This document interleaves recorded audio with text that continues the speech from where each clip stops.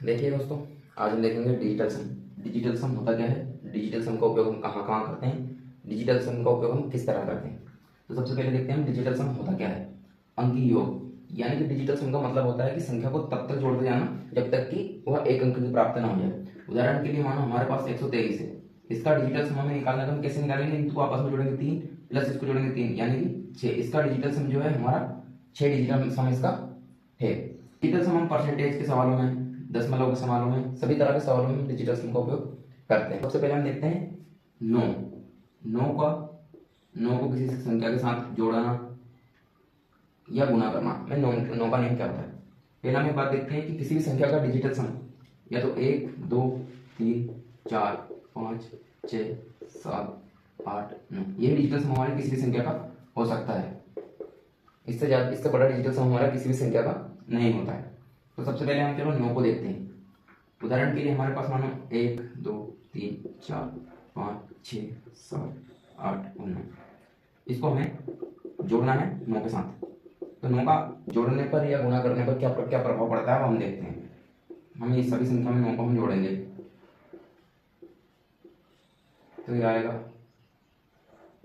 10 11, ये 12 आएगा, ये 13, ये 14, ये 15, ये 16, ये 17, ये 18। अब हमें ये देखना है कि हम इनका डिजिटल सम निकालेंगे तो इसका तो आएगा 1, इसका 2 आएगा, इसका 3 आपस में जोड़ेंगे तो इसका 4 आएगा, इसका 5 आएगा, इसका 6, इसका 7, इसका 8, इसका 9।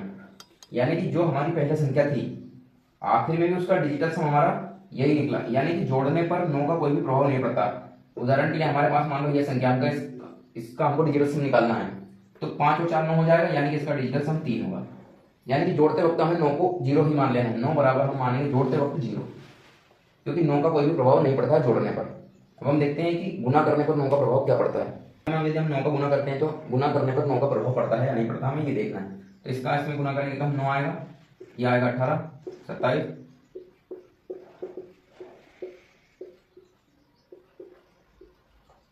ठीक है। अब हम इसका डिजिटल सम निकालेंगे तो ये आएगा 9, ये भी आएगा 9, 7 plus 2 9, 6 plus 3 9, 5 plus 4 9, 4 plus 5 9, 6 plus 3 9, 7 plus 2 9, 8 और 1 9।